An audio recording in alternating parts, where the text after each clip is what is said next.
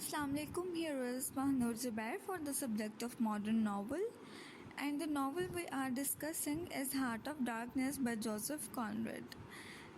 So this lecture is the second part of this story. Let's begin.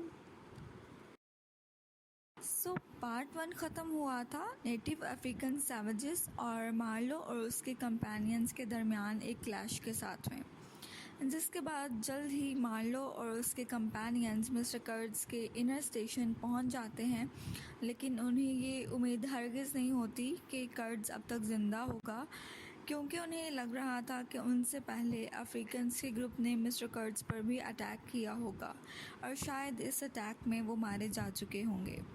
लेकिन Marlowe desperately mister Kurtz से मिलना चाहता था। Marlowe के इनर स्टेशन पहुंचकर मार्लो की मुलाकात होती है रशियन मैन से। वो उन्हें यानी मार्लो को बताता है कि मिस्टर कर्ट्ज़ अभी ज़िंदा हैं लेकिन काफ़ी बीमार हैं, और ये रशियन मैन मिस्टर कर्ट्ज़ के साथ उन्हीं के कैंप में रहकर उनकी देखभाल करता था। इस रशियन से बात करके Marlow gets a very clear picture of mister Kurtz, जो कि अब तक मार्लो की ऑब्सेशन बन चुके थे। मार्लो को ये पता चलता है कि माजी में मिस्टर कर्ट्ज़ नेटिव्स के साथ कितने स्ट्रिक्ट और डोमिनेटिंग थे और किस तरह नेटिव्स उन्हें अपना खुदा मानते थे, उन्हें पूजते थे।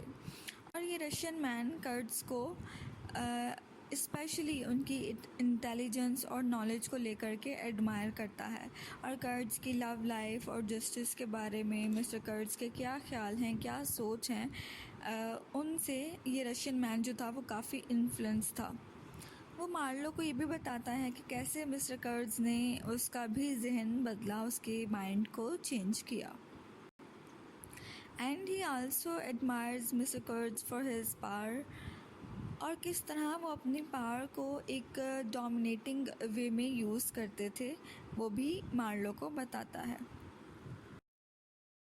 मिस्टर कर्ट्ज़ ने खुद को नेटिव्स के बीच में एज अ गॉड के रूप में इस्टेब्लिश किया हुआ था, और वो अक्सर अपने स्टेशन के सराउंडिंग एरियाज़ में आइवरी की खोज में ब्रूटल रेड्स पर जाते थे।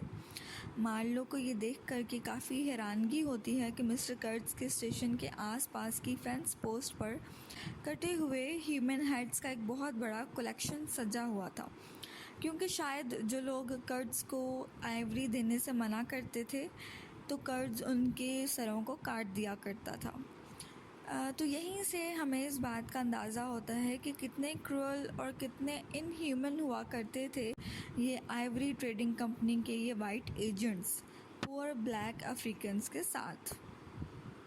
जनरल मैनेजर और कंपनी के बाकी एजेंट्स मिस्टर कर्ट्ज़ को वापस अपने साथ लेकर जाना चाहते हैं, लेकिन अफ्रीकन नेटिव्स ये नहीं चाहते थे कि कर्ट्ज़ वहाँ से जाए, क्योंकि मिस्टर कर्ट्ज़ ने उन सभी के माइंड्स को इनलार्ज किया था, उनकी सोच को बदला था, और मिस्टर कर्ट्ज़ खुद भी वहीं रहना चाहते थे, वहाँ से जाना नहीं चाहते थे, क्योंकि वो अब तक खुद को इस ट्राइब का एक इंटीग्रल पार्ट मान चुके थे, खुद को उन्हीं में से एक मानते थे। एंड फाइनली मार्लो को मिस्टर कर्ट्ज़ से मिलने का एक चांस मिलता है, जो कि काफ़ी बीमार होते हैं और वो अपने डेथ बेड पर लेटे हुए होते हैं। कंपनी का जनरल मैनेजर और बाकी एजेंट्स, जिन्हें नावल में पिलग्रिम्स के नाम से एड्रेस किया गया है, वो एक स्ट्रेचर पर उठाकर मिस्टर कर्ट्ज़ को उनकी झोंपड़ी से बाहर लेकर आते हैं और उन्हें अपने साथ वापस लेकर जाने के लिए चलने लगते हैं। कर्ट्ज़ काफ़ी ज़्यादा कमज़ोर हो चुका था और उसके चारों तरफ नेटिव अफ्रीकन्स उन्हें घेरे हुए थे और वो उन्हें जाने से मना कर रहे थे, मतलब नेटिव अफ्रीकन्स नहीं चाहते थे कि कर्ट्ज़ वहाँ से जाए। And they were very angry and ready to fight with the European agents, ताकि वो कर्ट्ज़ को वहाँ से लेकर ना जा सकें। पर तभी मिस्टर कर्ट्ज़ उन्हें उन्हीं की ज़ुबान में कुछ कहता है, जिसको सुन करके वो लोग वापस अपने जंगल लौट जाते हैं। आधी रात के वक्त मार्लो देखता है कि मिस्टर कर्ट्ज़ शिप में अपने कैबिन से गायब हैं। मार्लो ने ढूंढने के लिए निकलता है and he finds a very weak mister Kurtz crawling his way back to the forest. तो मार्लो ने रोकता है और उन्हें वापस शिप पर चलने के लिए मनाने की कोशिश करता है, लेकिन मिस्टर कर्ट्ज़ उससे मिन्नतें करने लगते हैं कि उसे वहीं पर छोड़ दिया जाए ताकि वो वहीं पर रहकर अपना काम कर सकें। But Marlow manages to bring him back on his bed on the ship.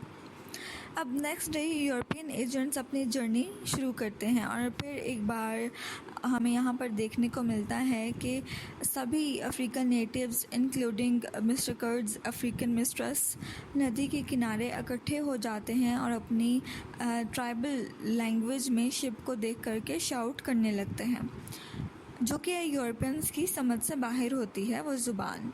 और जैसे ही यूरोपियन एजेंट्स अपनी शिप से उन नेटिव्स पर फायर करने के लिए अपनी राइफ़ल्स उठाते हैं तो मार्लो शिप का स्टीम विसल एक बार फिर से बज जाता है ताकि इसको सुन करके अफ्रीकन नेटिव्स डर जाएं और वापस वहाँ से चले जाएं ताकि वहाँ पे कोई वायलेंस ना हो सके। सभी अफ्रीकन्स आहिस्ता आहिस्ता वहीं से चले जाते हैं एक्सेप्ट कर्ड्स अफ्रीकन मिस्ट्रेस, जो कि अभी भी शिप को वहीं खड़े देख रही होती है और देखते ही देखते वो शिप वहाँ से रवाना हो जाता है।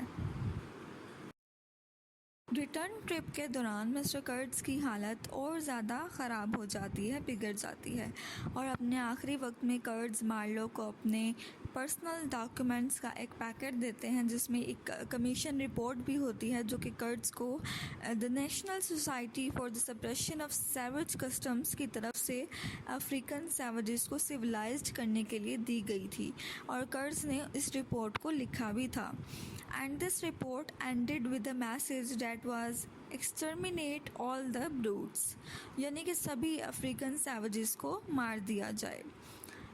इन रिपोर्ट्स के अलावा डॉक्यूमेंट्स में मिस्टर कर्ट्स की एक यूरोपियन फियांसे की एक फ़ोटोग्राफ भी थी और कर्ट्स मार्लो को एंसा पेपर्स की जिम्मेदारी देता है and he also tells him to keep them away from the manager. ये कर्ट्स का आखिरी वक्त था और मरने से पहले कर्ट्स के आखिरी अल्फाज थे द हॉरर। और मार्लो इन वर्ड्स को सुन कर के काफ़ी कंफ्यूज हो जाता है कि उसे नहीं समझ आती कि कर्ट्स का ये अल्फाज ये वर्ड्स कहने का आखिर क्या मतलब था। मार्लो खुद भी काफ़ी बीमार पड़ जाता है and he was almost near to death. और वो यूरोप वापस पहुंचने के बाद मार्लो ने अफ्रीका के कॉन्गो रीजन में जो कुछ भी देखा था, जो कुछ महसूस किया, उससे उसके दिल में यूरोपियन सिविलाइज्ड वर्ल्ड को लेकर के बहुत ही कंटेम्प्ट, बहुत ही नफ़रत भर जाती है और वो कर्ट्स की आखिरी मेमोरी और कर्ट्स के बोले हुए आखिरी जो वर्ड्स थे वो उसकी यादों में घूमने लगते हैं।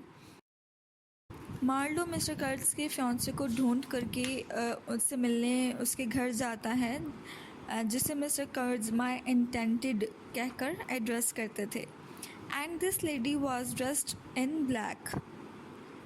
भले ही मिस्टर कर्ट्स को मरे हुए 1 साल से भी ज़्यादा का अरसा हो चुका था लेकिन अब भी वो कर्ट्स की यादों से बाहर नहीं निकली थी। वो मार्लो से कर्ट्स की वंडरफुल क्वालिटीज़, कर्ट्स के वर्चुअस और कर्ट्स की अचीवमेंट्स के बारे में बहुत सारी बातें करती है। उसे उस बात का भी गिल्ट था कि वो कर्ट्स के आखिरी वक्त में उसके साथ नहीं थी। And she also asks Marlow कि मिस्टर कर्ट्स के आखिरी अल्फाज क्या थे। तो मार्लो जब उसकी ऐसी हालत को देखता है कि वो अभी मिस्टर कर्ट्स को भूल नहीं पाई है तो वो उसे कंसोल करने के लिए उसे झूठ बोल देता है कि मिस्टर कर्ट्स के आखिरी वक्त में मिस्टर कर्ट्स ने उसी का ही नाम लिया था। Marlowe lied to her that Kurt's last words were her name, क्योंकि मार्लो उसकी इस इल्यूजन वाली दुनिया को उसकी इस उम्मीद को जो कि कर्ट्स के बाद उसके ज़िंदा रहने का आखिरी सहारा थी, उसे सच बताकर तोड़ना नहीं चाहता था। और इसी पॉइंट पर यह नावल ख़त्म होता है।